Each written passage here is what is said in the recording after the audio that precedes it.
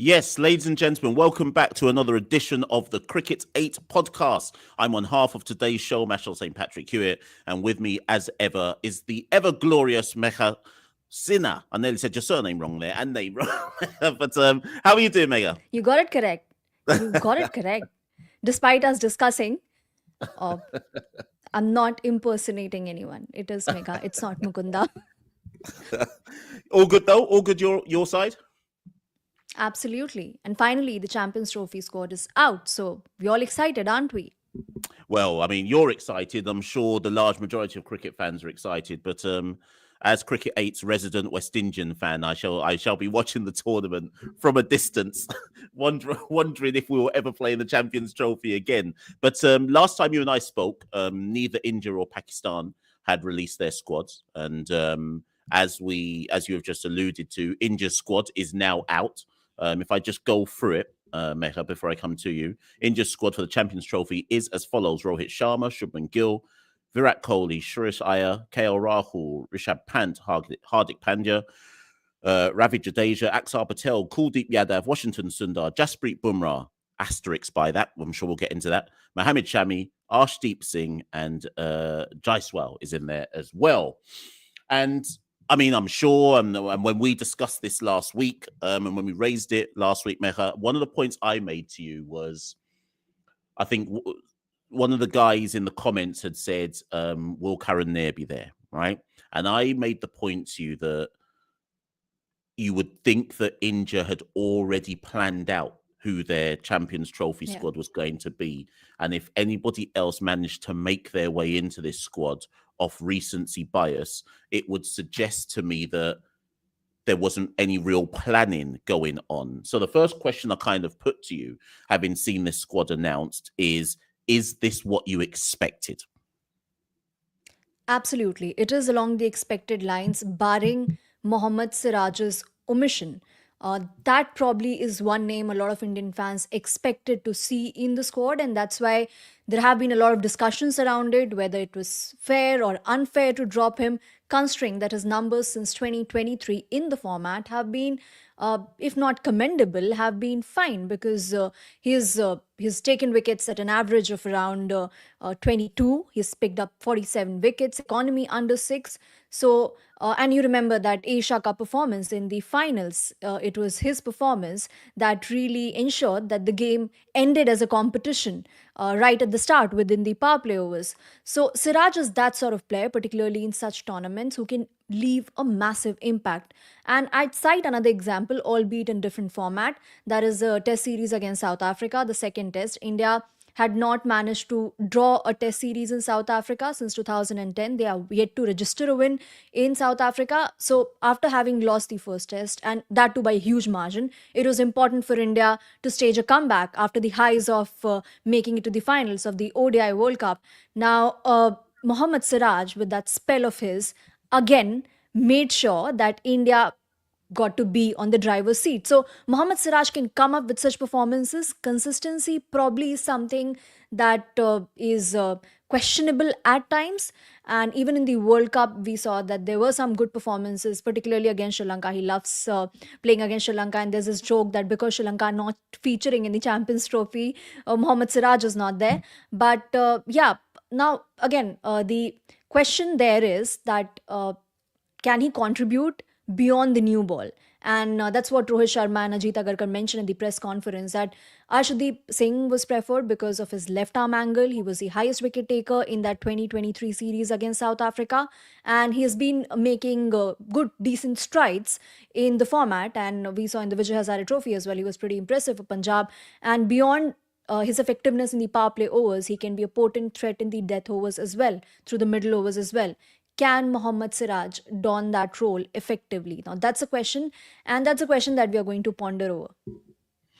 So I'm glad you mentioned that, because that was going to be exactly where I went next, which is that the certainly what the think tank has alluded to is that Arshdeep is a better all-round pick. Now, when I say all-round pick, I mean at different phases of the game, as opposed to contributing with the bat and with the ball. We also have to throw in the factor, though, that obviously India won't be playing their games in Pakistan. So if we go there, is this irrespective of individual picks? Hopefully they had one eye on where their games are going to be played. And do you think Yeah. have they picked the best squad balance given where their games are going to be played? Due factor things like that as well. The games would be played in Dubai. Now, over there, there's a comment as well. Also, you can get dew in Dubai. That's what AJ is saying, can be hard for spinners to control. But overall, we've seen that the pitches in UAE, in Dubai, they are conducive for spinners. Now, how much of dew we'd get, that obviously would change the dynamics. But that's why you see India fitting in as many spinners as possible in the squad. So that is going to be important. India has got very effective spinners. Now, could the swap have, I mean, could it have been one spinner less with India going ahead with Siraj? So who would India have dropped or not included rather? That is the question. Now, Kuldeep, again, we are not 100% sure about his fitness. He is at the NCA. He's building up his bowling load. He's bowling 10 to 12 overs on a trot. So, and he underwent a surgery in November. So, again, there as well, we need clarity, which we do not have yet. Although, again, broadly, we're assuming that he'd be fit for the Champions Trophy. Ravindra Jadeja, I don't think India would have dropped him. Kuldeep, in Kuldeep's case, is this X factor that he brings in. Very different skill set. That's not something that you are used to. And Akshar Patel has made giant strides in the format. He's so effective with the bat as well. And considering that India's top six is right-hander heavy, the top six that you'd assume India would pick, Akshar Patel can play that floater and bring in that left-handed angle. And so can Washington Sundar. You needed that off-spin option. So India probably wanted their spin attack to be very diverse, to offer everything, and probably that's why somebody had to miss out, and it was eventually a pacer who missed out on selection. It's interesting that you just said there, you've got an idea of who India's top six will be. And I'm going to put you on the spot, Megha, to let me know who you think that is. Because again, I say this purely as an outsider looking in. When I look at India's squad, I can't even work out who misses out. Like, it's so stacked that I'm like, literally, I'm looking at it going, so what, is Hardik getting left out? Like, so if you were to pick the squad right here, starting 11, forget pitch conditions, just assume it's the most balanced starting 11. Right here, right now, assuming everyone's on tip-top form and there's no injuries, who are your four that don't, rather than tell me you're 11, who are the four that you would think would miss out initially? Like, if it's the best 11 you're picking. You feared me picking 12. So that's why probably you asked me which are the four that are going to miss out on. With Mohammad Shami, there is, again, we've not seen him play international cricket since 2023 finals. So we do not exactly know what the fitness scenario is. Although, having mentioned that, Syed Mushtaq Ali Trophy, he bowled comprehensively. Vijay Hazare Trophy as well. Till his team got knocked out, he did play a fair bit of matches. The issue is not really the ankle, for which he underwent the surgery, but the knee. It has been flaring up. So how much of a workload can he shoulder in the pressure of international games? We'd get a fair idea once the T20I series starts.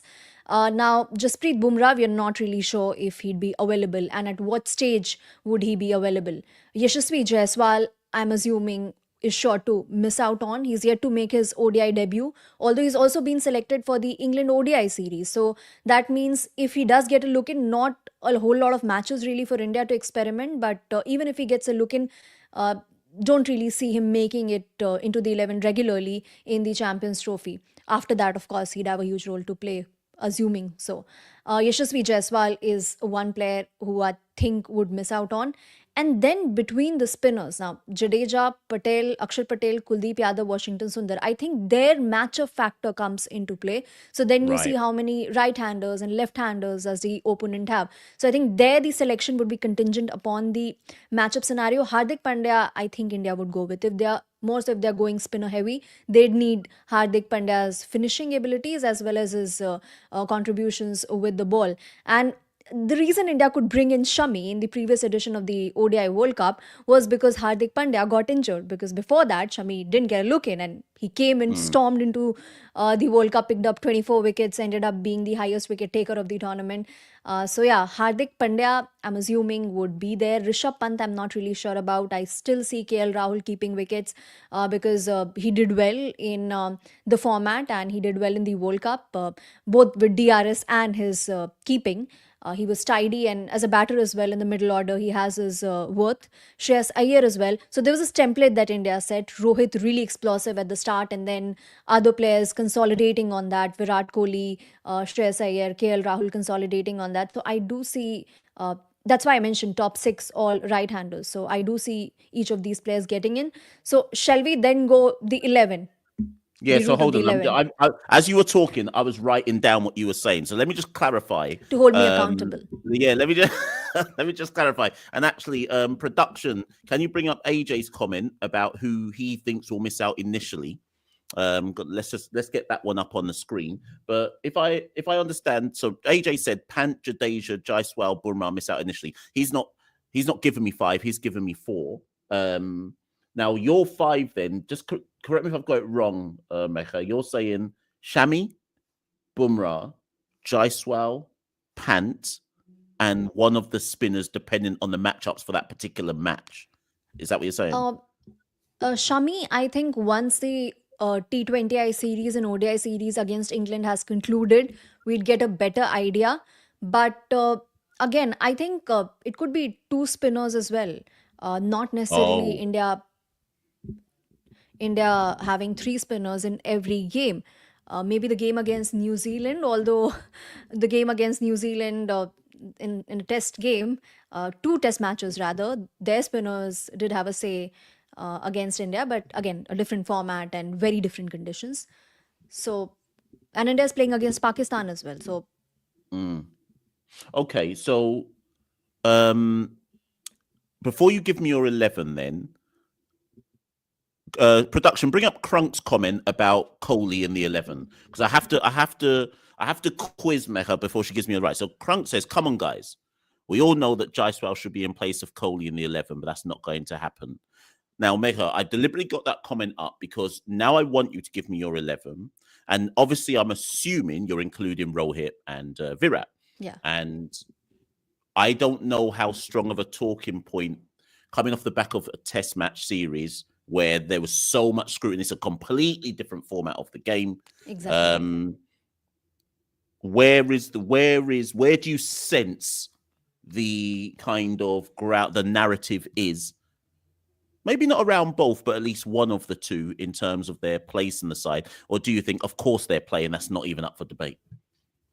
So India have not really played a whole lot of ODIs since the World Cup. And if we talk about the World Cup, both Virat Kohli and Rohit Sharma made massive contributions and not just small contributions. Rohit Sharma setting the tempo at the top, Virat Kohli then building on it and ensuring that India got solid starts for then the finishers to step on the accelerator. And then after that, in the Sri Lanka series, Rohit Sharma actually continued in the same vein. He did provide impetus at the top on wickets that were really spinning, so really conducive for spin. Virat Kohli had more of a mixed bag sort of returns. So again, if we are mixing the formats, then obviously you think that both Virat and Rohit are out of form. Rohit in particular has been struggling massively. You combine all the tests that India played at home and then in Australia, and the numbers are abysmal. The average is under 15 for Rohit Sharma. Virat Kohli struggling as well, barring that century. So the batters are struggling, but not in the ODI format. So as of now, I think India would stick with their season campaigners, and this is a huge tournament. Had any of these, had India not figured them in their plans, not included them in their plans for the 11, the think tank, whatever that comprises of, they would have not been selected. So I do not see a situation where they're selected and then do not feature in the 11. Virat Kohli was struggling through the course of the 20 overs World Cup, yet it was not like he was dropped ahead of the finals. Virat Kohli was backed thoroughly by the then coach Rahul Dravid, Rohit Sharma, and he came up with that knock in the finals, a half century in the finals. So I see them making it to the 11. Yashasvi Jaiswal, again, Yashasvi Jaiswal, you'd expect or prefer him to open. So if you're trying to fit him in, how do you fit him in? So I don't think it's a direct swap between Yashasvi Jaiswal and Virat Kohli, and it cannot be at the moment. Okay, so give me your 11 now. Give me the Mega Sinner 11 to start the World Cup if all things are well. Everyone's fit. They've proven their fitness. Give me a starting 11. I've been trying to duck this question for a while. All right, then. So we start with Rohit Sharma and Shubman Gill as openers, and this is more like what the conventional wisdom dictates and what we're expecting to see beyond what we want to see. So then Rohit Sharma, Shubman Gill, Virat Kohli, Shreyas Iyer. So that makes it four, right? So Yep. now KL Rahul. I do not see Rishabh Pant making it. So five. Hardik Pandya at number six. Uh, Between the three spinners, and it's tricky which of the spinners we pick. So let's then go with the pacers first, and then we think about the spinners. Amongst the pacers now, Jasprit Bumrah, if he's not available, there would be a replacement player named. We are not really sure about that yet. Arshdeep Singh makes it. Mohammad Shami, as of now, assuming that he's fit to go, he fares really well. Match fitness is all there for everybody to see in the England series. So Mohammad Shami is well in the 11, and that makes for an interesting attack because Mohammad Shami, what he can bring with the seam movement and all of that, we know what he can bring particularly to the ICC events. This being a Champions Trophy, he's been phenomenal in World Cups as well. So that makes it 8 players now. So from the spinners, we have three spinners that we can still fit in. Now, one of Ravindra Jadeja, Akshar Patel, Kuldeep Yadav, Washington Sundar will not be included. And I think it would be Washington Sundar who would not make it. Hold on, I think you've got one too many players there. Did you include all looks like, Steve? did Did I? you include all the pacers? So did you have Bumrah, Arshdeep, and So the assumption is that if Bumrah is, so my first assumption is that if Bumrah is not fit, then we're going ahead with okay, Shami and Arshdeep Singh. If Bumrah okay, I'm is with you. fit, then it makes it interesting. Obviously, Bumrah walks into the 11. So then, and Mohammad Shami is absolutely fit. Then Bumrah and Mohammad Shami, Arshdeep brings that interesting angle. So then we compromise on another spinner, and then Right, we I'm with fit you in. now. Okay, Also okay. dictated by the So conditions. to Yeah. clarify, if Bumrah and Shami are fit, you go in with three pacers and two spinners. Dictated by the conditions and the opponent. Yeah, of course. Yeah. But either of the two, I think either of the two scenarios, they work pretty fine. So who would There are a be couple of moving parts at the moment. And in fairness, I was about to ask you who would be your two spinners, but it doesn't make sense because, as you correctly pointed out, that's about matchups. That's about conditions, and that's about matchups. And is there any one spinner though where you're like that person is likely to play no matter what? I think that would be Akshar Patel. Right. But we've seen India have that. India has had that affinity of towards Jadeja and Akshar both together in the 11 in white ball formats. So, but then again, in the World Cup we saw Kuldeep Yadav was there, and then Akshar Patel didn't make it to the World Cup squad. So it was Kuldeep Yadav and Ravindra Jadeja, barring the first game where Ashwin played because he wanted that option of an off spinner. So yeah, it's all pretty complex at the moment, but broadly, two options that we, I think, can go ahead with are these two options. Okay, let's just end with this final thing then before we go to the break. I saw so much chat on X, formerly known as Twitter, and we take that with a pinch of salt, but I will acknowledge that I saw a lot of chat when the squad was announced saying, where's Karen there? Where's Karen there? Ad infinitum. Did you ever really expect him to come into the conversation? Not really at the moment. Had it been after the Champions Trophy and ODI squad was to be selected, I wouldn't have been surprised had Karun Nair been selected. Now, obviously, you'd want. He was in phenomenal form in the Vijay Hazare Trophy. Got dismissed just twice, and his average is a whopping 350 or something because he got dismissed just twice. But all of that considered, all of that factored in, the highest run getter, absolute great run of form in the Ranji Trophy before that as well, came up with some very crucial knocks. But not at the moment, because one, there's no space. The fact that Mohammad Siraj has been dropped, that has created a lot of ripples, because that's deviating from the norm. India had been backing Siraj for a considerable time, and now that he has been dropped, so where exactly does he fit in? That's the biggest question. And at the moment, there's no vacancy, and India is not in a position to experiment in the sense, drop somebody who's been a regular and induct someone new. So yeah, for those reasons, I didn't expect Karun Nair to make it, but he's in a great run of form, and I think he might get a look in the England series, when India tours England for the Test series. Again, a different format. Vijay Hazare was where he absolutely thrived, but we know what he can do against England. When it comes to tests as well, he scored a triple century in India against England.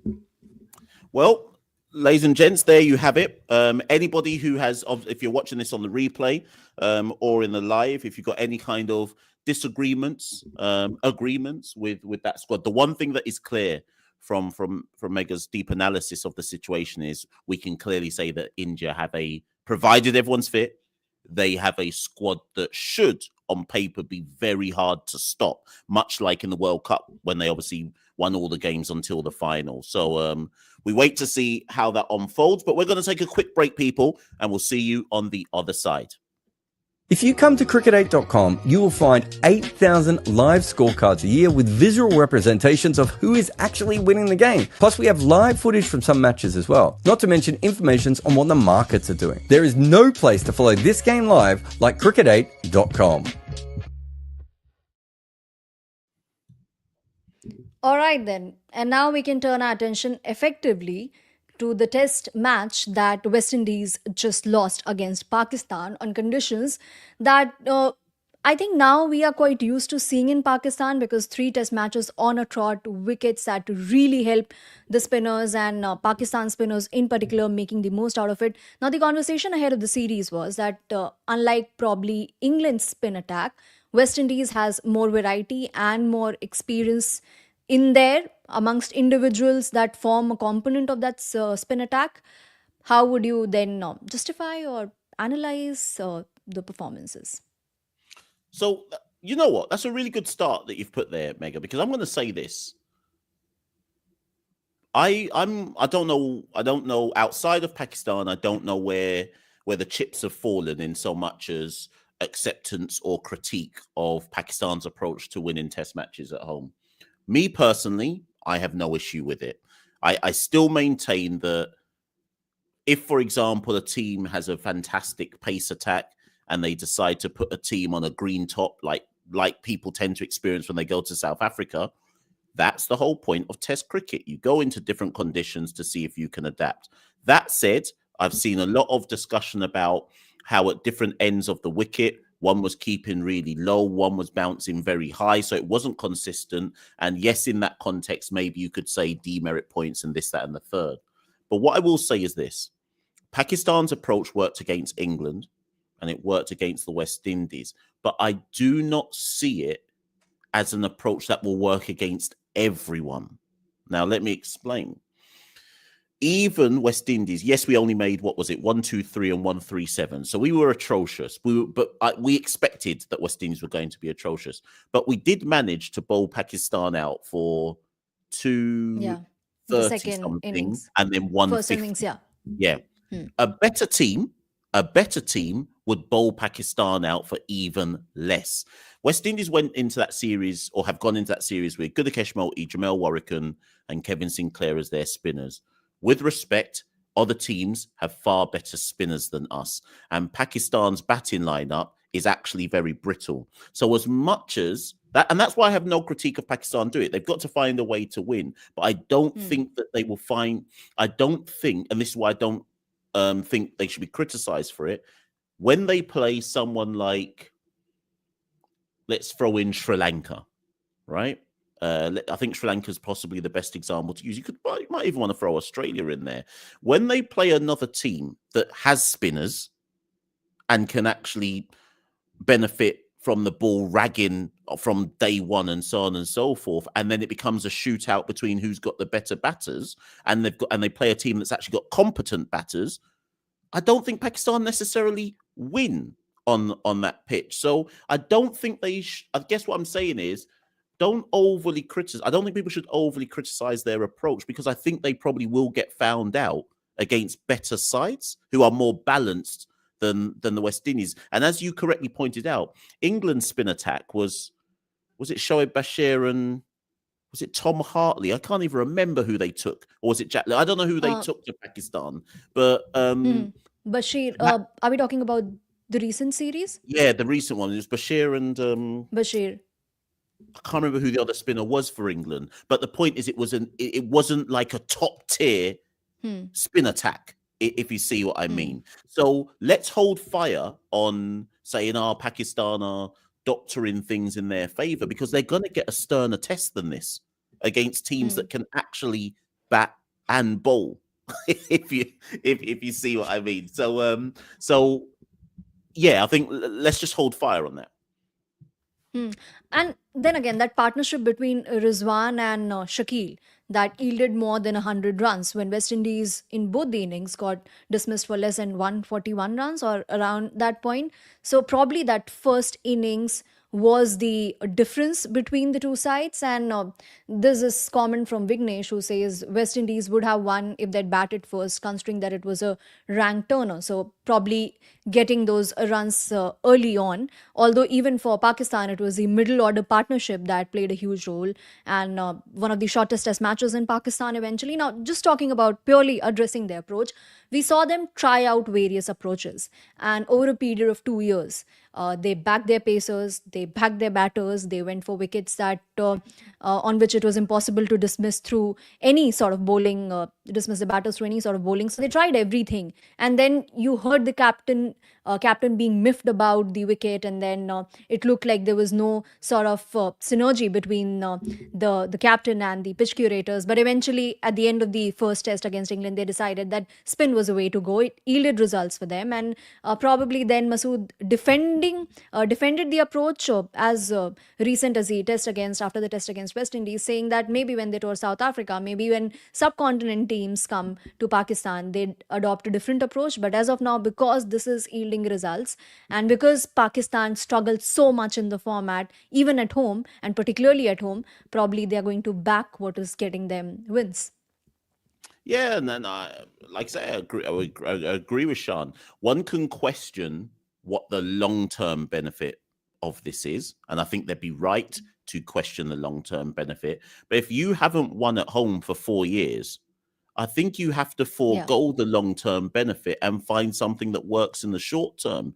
And if in the next World Test Championship cycle, I need to go and remind myself who Pakistan have got in the next World Test Championship cycle. But if in the next cycle they manage to beat everyone at home and maybe only win one test away, okay, that's not perfect, but at least it's a foundation to work off. The problem Pakistan had, and it's a problem West Indies have, is they had no foundation for anything. So you first have to find a way. I'm a big believer with any kind of sports team. First, find a way to not lose, and then think about how you might start winning more regularly. The last time West Indies were something that approached being average was when they beat England at home 1-0. Was it 1-0 or was it 2-1? Can't remember now. I think it was they beat England at home in 2022. They beat Bangladesh away in 2021, drew a series at home versus Sri Lanka. And their approach in those series was very much based around this idea of bat long, bat slow, keep yourself in the match. It was very dour to watch, but at least it was a foundation. It was a philosophy. They were trying something to try and get themselves into a situation where if they weren't going to win matches, at least they weren't going to lose matches. This is where Pakistan are now at. Find something that works and worry about the long term once you started not losing all the time. So, like I say, they've got sterner tests to come. But I think they will keep going with this until it gets found out. The question is who will be the first team to find them out. Against England, probably from the time they went for this approach, it looked like they would have more of an advantage, say, as compared to the sort of advantage that England could assert on them on a flat track. against Bangladesh as well in the first test, and then against England in the first test. It wasn't that Pakistan didn't score a whole lot of runs in the first innings. They did, but lost despite that. So, again, Mm. just to conclude that point, they were probably left with no other option if they wanted to win but to go for tracks that were conducive to spin. And then again, it wasn't like Abrar Ahmed made a huge contribution. He was unwell in that series against England. It was two spinners who we had not heard much of recently, who actually came in, Oman Ali and Sajid Khan, and who left a huge impact. Now, Rods is reminding us that it was Bashir and Leach who featured in the tests against Pakistan. Before that, the series before that, it was Rehan Ahmed. It was his debut series, and he did really well in that series, but went really off the radar after that series against India at the start of last year. And there are plenty of questions around the same series. Simple math is talking about demerit points. If Indian pitchers get those demerit points, why does Pakistan not get it? Now, not really harping on the demerits points part, but this was the shortest test in Pakistan third shortest test in Pakistan, in fact, in terms of the balls consumed for any completed test match. And let's also take some other questions. There's this question around, or a comment around Shot Shakil, how good he is against spin, and they definitely need batters who are good against spin because they are backing their own spinners. So yeah, all in all, Let me just take that. I think it was the demerit one. Was it? Anyways, whatever the point was. Thing is, I get what everyone's saying, that the match only lasted. How many overs was it in the end? Was it 177 or something? The match effectively lasted 2 days, right? But I do think people need to understand, and I think two things can be right at the same time.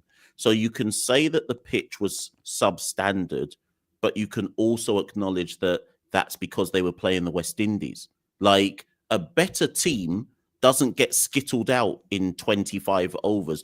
Remember, people have to remember the West Indies are bottom of the World Test Championship for a reason. So, like, you can't use a test match against the West Indies as a metric to say that pitch isn't good enough, because a better team undoubtedly puts up a greater fight than getting. No matter the pitch, you're not supposed to get bowled out in 25 overs. There's just no excuse for it. So I do just want to caveat that and say, yes, we can say the pitch was substandard, but you also have to accept that West Indies contributed to that by being horribly inept at being able to bat on pitches like that. Out of interest, Megha, I'm going to put a question to you. There's been a lot of talk, obviously, in the last week and a half or so, about potentially Test cricket splitting into two tiers of cricket. I've not had this conversation with you, so I actually don't know where you stand on it. And obviously, people will have seen that performance from the West Indies against Pakistan. Do you think there should be two tiers of Test cricket? Do you think that would be beneficial for a nation like West Indies, or do you think that would harm our cricket more?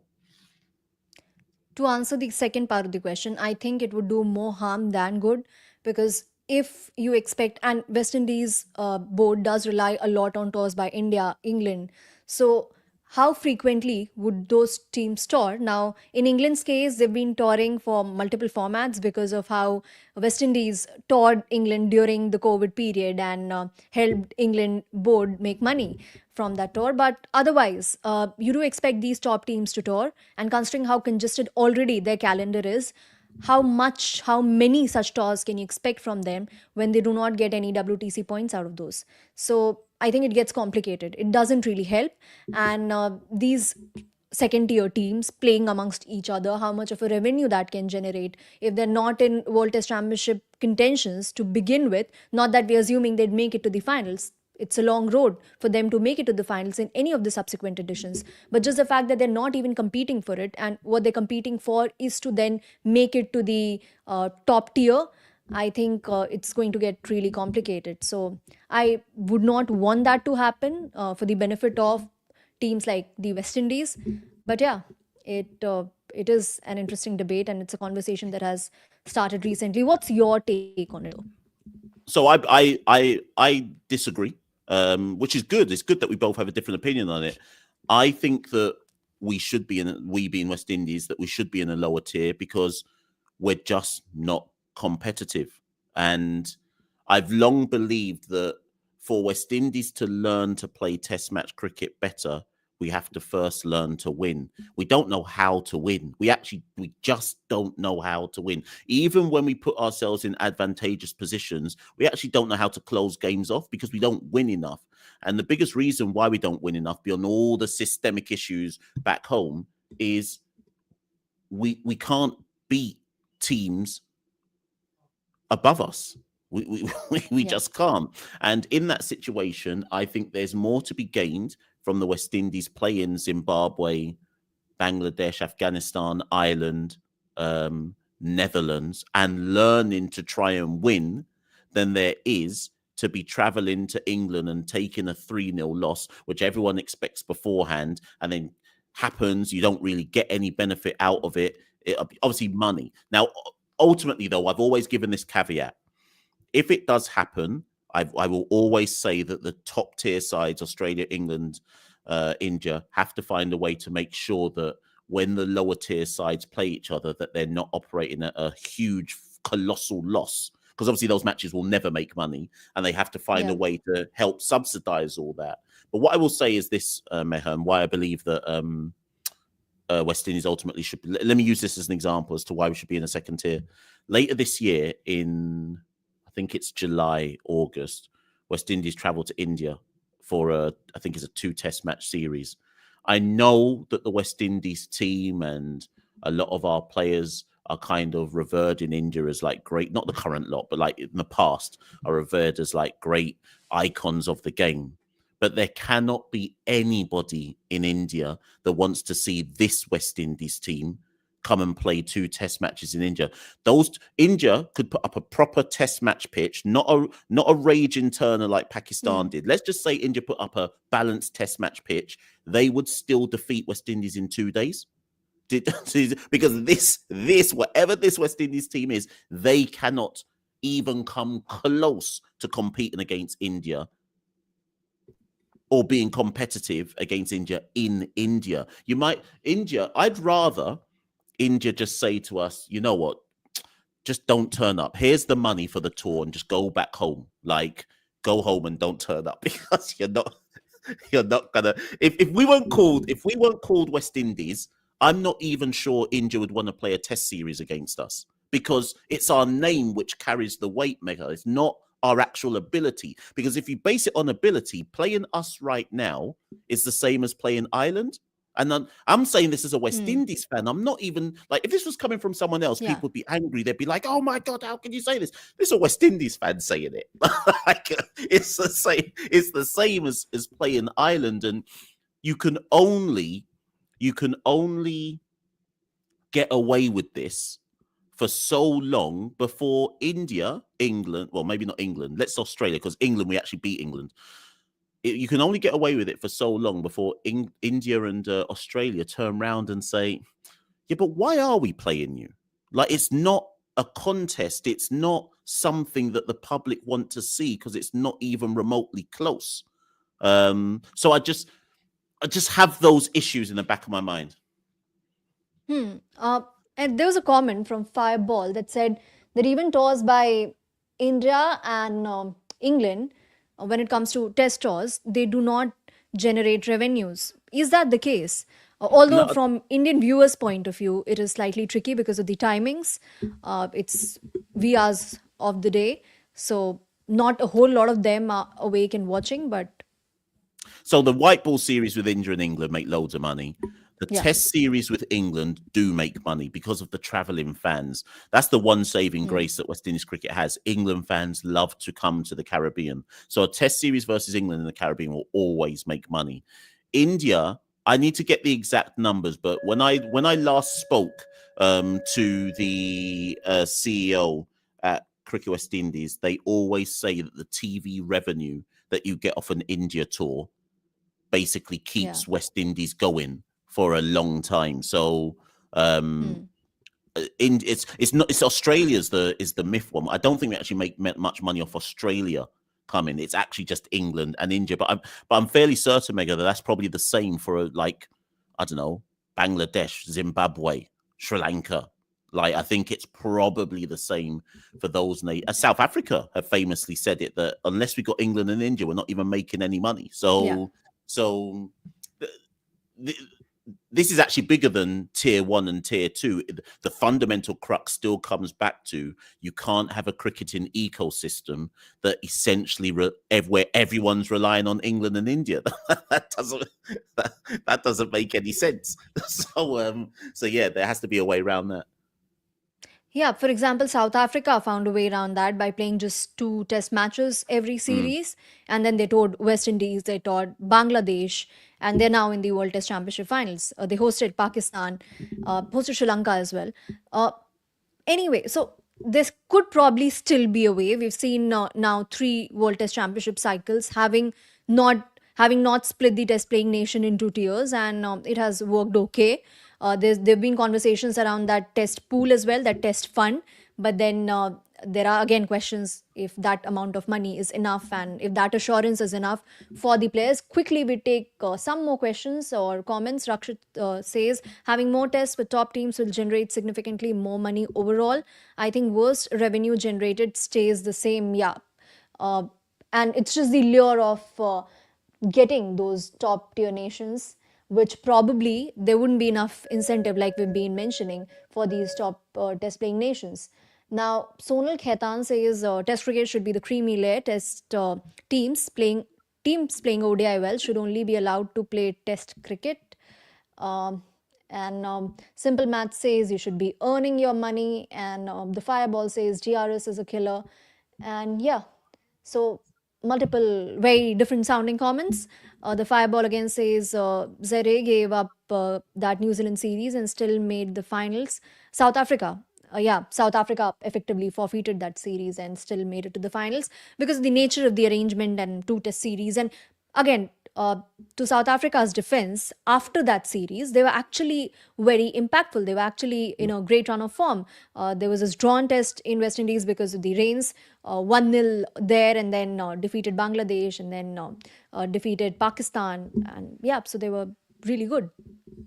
Yeah, most definitely. And ultimately, we have the World Test Championship final coming up. We'll have another World Test Championship cycle. What I suspect is that the next World Test Championship cycle, which will be 2025 to 20, I think that's the last one. I would be shocked if we have another one from 2027 to 2029, or rather, if we have a World Test Championship, it's not looking like what we've got now. Yeah. I think the next one after 2027 will look significantly different. But maybe that'll be another episode of the Cricket8 Podcast, where we talk about what can and will be done to the World Test Championship. But for now, everyone, I've been Machel St. Patrick Hewitt. Megha has been Megha. Cricket8 Podcast has been the Cricket8 Podcast, and we shall see you all very, very soon. Remember to support us by subscribing and sharing, but also signing up at Cricket8.com, where live scorecards cover 8,000 matches a year with advanced visual details that tell you who is actually in front in the game.